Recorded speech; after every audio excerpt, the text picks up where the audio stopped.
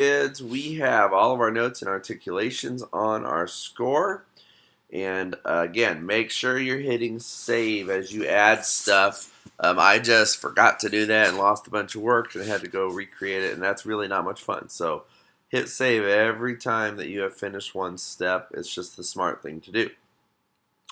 We now need to add our dynamics. We need a mezzo forte at the beginning, and then we have a crescendo here, a forte in the second staff system, and a decrescendo.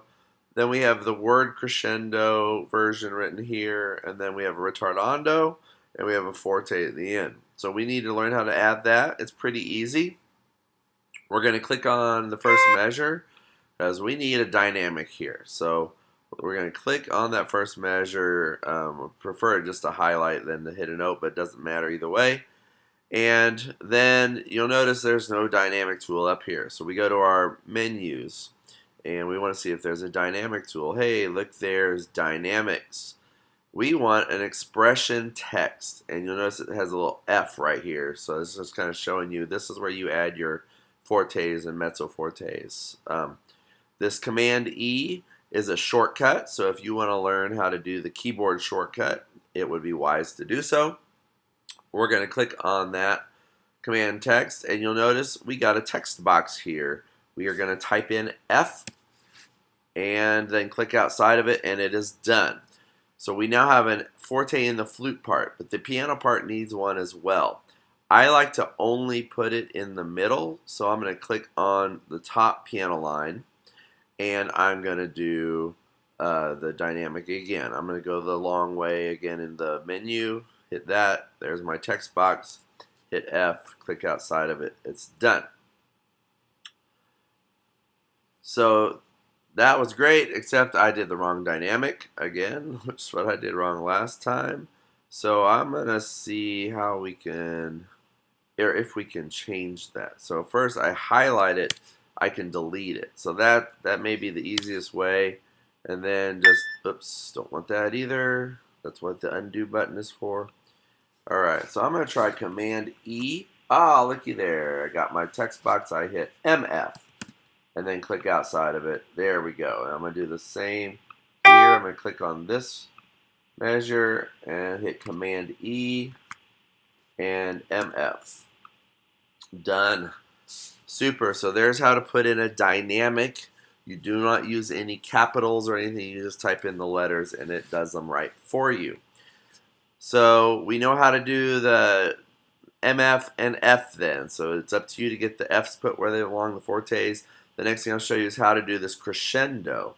So here we're going to click on this measure. That's where we need a crescendo. And we have the same tool, dynamic tool. And if you want, again, you can click on it to the left. And up here you'll get that tool. And that way you don't have to go back to your menu. So if you're doing this in steps, that's the best way to do it, because you don't have to keep going into this menu. You don't even need that open. So we want this one. We're going to click on crescendo. You'll notice it put a crescendo down here. We want that crescendo to go all the way to the A. So we're going to drag the little box on the right of it all the way until the crescendo goes that far. We're going to do the same thing in this measure for the piano. Drag it and click it. And we want it to go the same as the other one. So let's see how they're lining up right here. We don't want this one to go past there to that. That doesn't make sense in this case.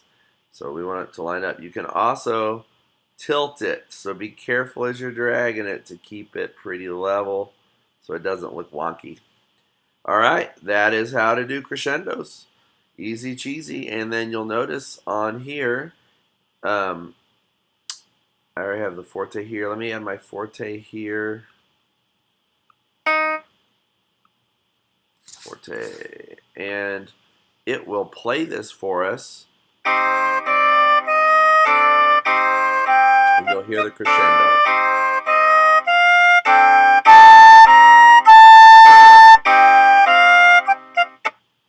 Awesome.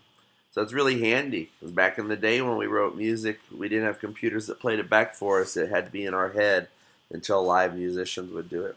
All right, the last one you need to know how to do is this right here where you have the word crescendo, and then we also have a retardando, but that's a different tool.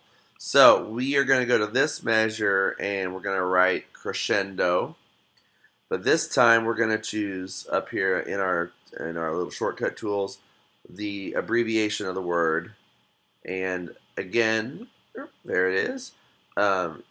You can drag this to go wherever you need it to go. We actually this time only want it to go to the end of the measure.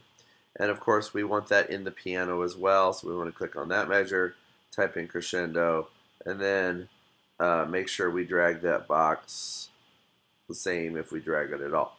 All right, easy cheesy. So don't forget to put in your other decrescendo, which is this tool right here, up here. So it's the reverse alligator mouth. And then that's all of your dynamics. I think we need a forte at the end. So don't forget this forte here, and then this decrescendo here. I need to teach you how to do a retardando. So in this last measure here, we need a retardando. That is a tempo tool, so we don't have those up. I'm going to get the dynamic tool off of there so I don't get confused. And then I want to find tempo, and here we are with tempo. And it's as simple as finding the retardando right here and clicking on it, and there it is. It is up top. And again, you can drag this little box depending on how far you want that retardando to last. We're just going to go to the last note. You don't actually have to drag that box at all. We also need that to happen in the piano part, because if we were to print the piano part off, we'd want it to be there. So choose it for the piano.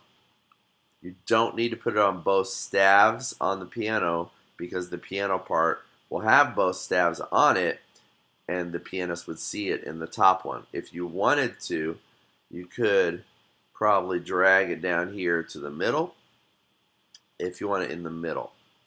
It doesn't matter, it's a personal preference. Since our sample score had it at the top, we're going to leave it at the top. So it looks just like the sample score right here. All right, so you have learned how to use everything in order to recreate this musical example and to play it back. So I will see you for the next installment.